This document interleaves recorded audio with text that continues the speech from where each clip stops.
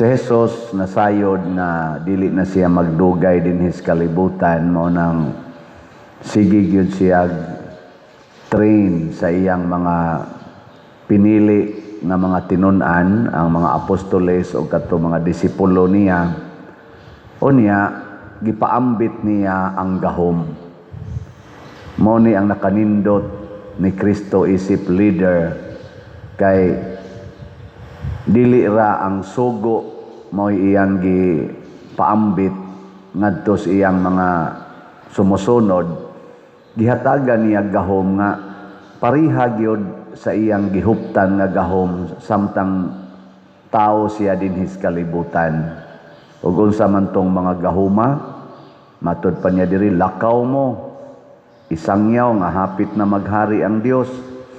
Ayuha ang mga masakiton. O kanang pag-ayog masakiton, buhat man na ni Kristo. Iya sa nang gihatag nga gahom ngadto sa nagsunod kaniya. Nya sunod, banhawa ang mga minatay. Siyunan gana, banhawon ang minatay. Linyay mong tupad, yung gigamit na ni mong gahuma. Nakasuway na mo nga ang patay inyong gibanhaw. Pasabot, wala jud ka ni gamit, pero gihatag na sa Ginoo nato. Nya hinlui ang mga sanlahon. Okay, ang kanang sanla magud sa una mo nay sakit nga way kaayuhan, unya ikauwaw kayo na sa mga tao nga natapta ni ana. Abuga ang mga yawa, kanang pagpapahawa og yawa gahom sa nato. Gilingian sa imong tupad, ing napila na kayawa imong naabog. Pangutan na ba? Base ninog nanaghan ang yawa sa inyo, ha? Maudan nang naimo ingon ako, pader, kana ganing daghan kay kog mabatian diring tingog. Pwede imong bendisyonan akong kwarto kay or akong opisina kay daghan kay mga tingog nga makadisturbo nako, hadlok nako musod. Nako niya inighuman akong blessing og mosamot kadaghan, ako'y imong pasanginlan. Nga naman, kay ang tinuod yung problema, dili tungod kay wa blessingi ang kwarto or opisina. Ang tinuod nga problema, ang nagpuyo didto, ang nagtrabaho didto, wa mo gamit sa iyang gahom. Ano problema? Dili ang problema ang masakiton nga di maayo. Hala, siging pahiling, siging healing, siging healing. Pero ang gihilingan, binunyagan, nagsigig simba, wa mo gamit sa iyang gahom. Di ba? Gipakatug lang. Paragod nato god kitang mga Filipinos unsa may atong gahom. Isip citizens of the Philippine country. Naa sa konstitusyon. We are the government. Government emanates from the people, for the people, of the people. Pero nga naman nga purti mang pangawat aning ato rong mga leaders. Nganong wa man gina sila mabadlong, nganong wa man gina sila mailisi. Tungod kay kitang mga Pilipino, sige lang duko, di gyud mo tingog, di sa gyud mo insister paggamit sa atong gahom. Labi na gyud ang pagpapahawa anang yawa sa korupsyon.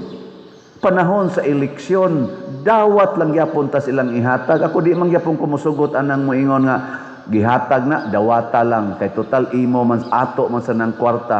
Ayaw dawata. Tudloi sila nga ayaw na ipanghatag namo kay amo na gamitan na sa pag-alagad namo o sa pagtuman sa imong mandato. Dili kay ipanghatag na nga imo ming ulu-uluhan nga ikaw kunuhay mo mayong manghatag.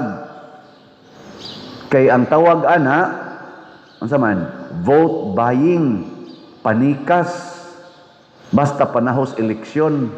Kanang way eleksyon, paghimog mga proyekto, sige raman sa panghatag, mao bago nay gisugo nato anang mga executive, apil ng legislative, manghatag man sad sila maayo na, perting dagko ang budget karon ay 2026, 6 point, pila na sana? Basta murag 6.6 ba to o 5 ba to? Ang atong budget na sa trillion. Nya ang ato kunong income na aras mga 4 trillion. So pasabot, utango na sad ang around 1.5, 1.6 trillion. Nya kurakoto na sad ang labing minus 1 trillion. Nganong wa man na sila mabadlong kay wa na to gamita ang atong gahom diha sa konstitusyon. Kita ang mga tao mautay gamhanan, kitay ga-elect ana nila. Magpadara man sa taan ng ilang hatag-hatag. Nganong magpailad pamanta kay wa ta mo gamit sa atong gahom. Mo na bitaw inigrally na to, labi na magrally, nya dako nga rally, tawa di ba mga ratol ng ato mga government officials magkabuang og pang-hire og mga pulis, sala thousands mga pulis in town, luoy kayo pabantayon anang karsada. Nganong nag-hire mo mga pulis, mga executive nga kanang garali diha imo man ang employer imo man ang amo. Kalisod sa dana ang amo mo duol ngadto siyang sulugoon, ang sulugoon gapaback up og pulis. Unsaon man niya, iyang hinginlan, iyang babagan ang iyang amo. Tanawa unsa kabuang ang ilang gibuhat, ang amo nila ilang ipadakop sa pulis. Unyag musulti ang ilang amo nga wa ko kauyo nimo kay kawatan kay ka, ilang ipadakop. Ngano man kay nagrambol na ang atong paggamit sa gahom. Ang ato na nung gitan-aw nga gamhanan, ang ato nang sulugoon nga naa galingkod sa gobyerno nga atong gi-elect o gi-appoint. Kanang mga nag-appoint, nahimo na silang gamhanan og ni-appoint tungod kay ato silang gitagaan og gahom pinaagis eleksyon. Ang ila untang i-appoint kanang mo represent sa panginahanglan sa mga tao. Kaso lang, tungod sa atong wa paggamit sa gahom, ang yawan-o nilang tumong sa atong gielek, mao na hinuoy ni patigbabaw. Parihasad sa yawa, dinis atong kalibutan, nganong kusog kayo ang yawa karon? Corruption, kanini ang mga sexual nga mga yawa, kanang lust, kaning sugal, kaning drugas.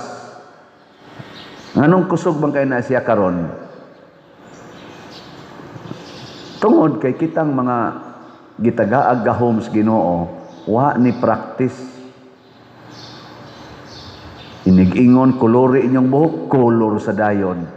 Inig-ingon kiskisi inyong kilay, kiskis sa dayon. Inig-ingon inom og pills, inom sa dayon. Inig-ingon nga palaygit, laygit sa dayon. Inig-ingon abortion, abortion sa dayon. Inig-ingon puyo-puyo, puyo-puyo sa dayon. Inig-ingon same-sex union, same-sex union dayon. Wa gyud gi-check. Wa gyud gi-check. Nauyon pa ba ni sa kabubuton sa Ginoo? I-check na to. Muna diri sa atong unang pagbasa, niingon ang Ginoo diri, nag-ingon ang Ginoo ang balaang Dios sa Israel. Matuod gayud kini o mga tao nga nagpuyo sa Jerusalem. Ang Jerusalem mao ni nagrepresent sa nasod sa Ginoo or syudad sa Ginoo. Dili na gayud kamo maghilak. Kanindot es planos Ginoo no? Di na ta maghilak. Hilingi ay mong tupad. Inakarong tuiga, wa dyo kakahilak. Ug wa kakahilak karong tuiga, congratulations. Pasabot, naa kay Ginoo. Ana, wa mo kahilak ako, kahilak kong kausa. Wa ko'y Ginoo. Ang nakanindot dire, niingon manggod siya, ningon siya diri, ang bisag ang Ginoo naghatag kaninyo sa pan sa kaguol og sa tubig sa kasakit, apan dili na magtago pag-usab ang inyong magtutudlo, kundili inyo hinuon siyang hikitan, kung motipas ka sa tuo o sa wala, hibatian mo ang iyang tingog diha sa imong luyo, nga moingon, di ara ang dalan, subaya kini. Pasabot nako ba? Ang Ginoo pinaagi sa Holy Spirit, gasigi gina siya tudlo nato unsay atong subayon. Ug kamao lang tang maminaw sa Ginoo ang atong gahom nga iyang gihatag mulihok, kay tudluan man ta niya unsaon pag gamit. Nya kun ato na siyang sundon, matod pa dire, munindot day atong kinabuhi. Ang mga binhi nga atong gitanom, mamunga gyud, nya mulambo gyud, unya iya pag yung pamatyon ang atong mga kaaway. So di na lang ta mangaway, ipapatay na lang nas Ginoo. No. Wa man siya maingong pangaway kamo. Naingon ra siya, sunda ko ninyo, ako lay patay anang inyong kaaway. Vengeance is mine. Mo na gisultis Ginoo. Forgiveness is yours. Vengeance is mine. Karon ay naglalis diha sa kanang bag-ong nahuman nga taytayan sa Davao, unsa nang taytayana, sikat man aron social media. Nindot sad nga taytayan, moro sad atong sisilix dinhi ba. Kay ningadto ang atong presidente kuyog sa iyang pipila ka kuan sa DPWH, kay ilang gi-declare nga mao na ni ang ikaupat nga legacy project sa administrasyon ni Bongbong Marcos.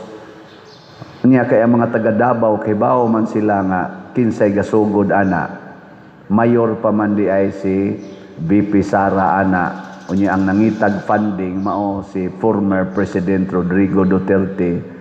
Mga 1.5 billion ang gihatag sa China, Republic of China, para ana wa gi gasto bisan gamay ang Pilipinas. Murag regalo na sa Republic of China ngadto ni President Rodrigo Duterte para sa gikinahanglan sa ilang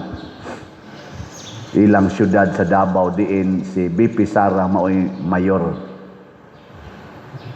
Nya karon pa siya nahuman, gasugod na 2018 kay ang papers tanan, ang pagtrabaho karon pa nahuman. Nya giangkon sad ni kuno kamo nalay check ana og hain nila gasultig sakto, kay matod pa ni President Bongbong Marcos sa iyang declaration 2022 na gipasugdan. Iyag yung administrasyon niya karong 2025 na human. Pero naasay video nga gipakita nga nag-announce si BP Sara katong mayor pa siya, iyang naong bata pa kaayo. 2018 ningon siya, magpasalamat ta sa Republic of China kay niya natay grant nga 1.5 billion para itukod bag-o na sad nasa tay bag-ong taytayan unya ug ato na ning ma-implement. Karon kinsa may kuan nila ana nagsultis tinuod. I-check lang nato. Pero nabiliban nako ni BP Sara kay gi-interview siya naa sa diha sa social media. Gipugos gyud siyang pangutana, unsa may imong comment nga giangkon man ni President Bongbong Marcos nga sa iya ning administrasyon ang maong project. Di ingos BP Sara, di lang ko mo comment ana. Basta ako sa akong nahibaw-an isip Mayor Cos Davao ang naghatag ana nga maong pundo mao ang Republic of China niadtong 2018. Mo na magpasalamat ko ni former President Rodrigo Duterte kay siya ginaningkamot og maayong pangitag funding para ana unya ang Republic of China. Isa unsa may mo ikasulti ni Bongbong Marcos, isa ay di lang ko mo comment ana, basta magpasalamat ko ni former president kay mayor pa ko, mo nay akong nahibaw-an kay amo man ang proyekto. So wa siya manaot, iya lang gisulti ang tinuod. Atong i-check. Kay nga naman, ato ng katungod, isip katawhan, ang pagsuta sa kamatuoran. Dili lang ta magsigig uyon-uyon. Kay ang resulta, ghost projects ang ilang ipresentar. 5,500 flood control. Man, ghost di ay ang kadaghanan. Na day mga, di nung kadaghanan. Mga almost 500 ang ghosts flood control projects. Iuli na nako ang 60 billion nga nakuha sa PhilHealth nga pundo. Karon ko noon, abot nag almost 1 year gikas pag-declare adto sa atong talahorong presidente, wapa mauli. Atong mga few days ago, may-declare na ang Supreme Court ang votation 15-0 sa petition dito nga ipa-declare nga ang 60 billion is napagkuha sa gobyerno sa pundo sa PhilHealth. Adi mo na 60 billion, kuan man to? Pila to? Lagi 60 billion ang nakuha, pero 89 gid unta to billion ang kuhaonon. Nahibilin ang 20, ang 60 pa'y nakuha. Kaya naamay ni file og petition nga to Supreme Court, mga lawyers. Nya karon gi-aksyon na sa Supreme Court, 15-0 ang votation. So sila yung 15 ka Supreme Court justices, unanimous ang ilang votation nga unconstitutional ang 60 billion. Unsaon man aron pag-uli nga 1 year naman pag hisgot sa atong presidente nga iuli wa pa man mauli, napakay ikauli. Nya kwarta man na nato, kwarta man na para ipahiluna para sa mga masakiton. Mutana ko dito sa DS karong December, pila na may among makuha kon naay masakit ug mangayo mi. Ingon din sila, sus pader, murag 1,000 na lang gyud ang among maximum ikahatag karon before mo end ning December kay gamay na lang jud kay tag budget. So kung pa-hospital ka karon, mudangop ka dito DS o sa PhilHealth basig wa na ihatag. Ana, sa una makakuha man tag na tag 30,000, napay 20, napay usay 50. Hangtod nahimo na lang 5,000. Karon kuno 1,000 na lang abot unsa ka tinuod. So ay ra gud ninyong pa-ospital nya pangayo mo dito. Aron makahibaw gyud mo. Ako lang ning gipanghisgutan ba kay nganong nang hitabo man ni kay wa ta mo gamit sa atong powers sa pag-elect og officials. Wa ta mo gamit sa atong powers og mga katungod nga kamautang muilis og mga officials. Di ta magpadala sa ilang lingla-lingla. Mao nang avoid vote buying. Kay diha gyud gasugod ang tanan. Kanang kusog mamayad, inig panahos eleksyon manghatag bisag ginagmay og dinagkong kwarta. Mangurakot gyud na inig lingkod ana. Nya dayon tag singgit-singgit, wa untay corruption, why corruption? Nya siging dawat inig panahos eleksyon. Pagka nganong imo mo sa nang gidawat?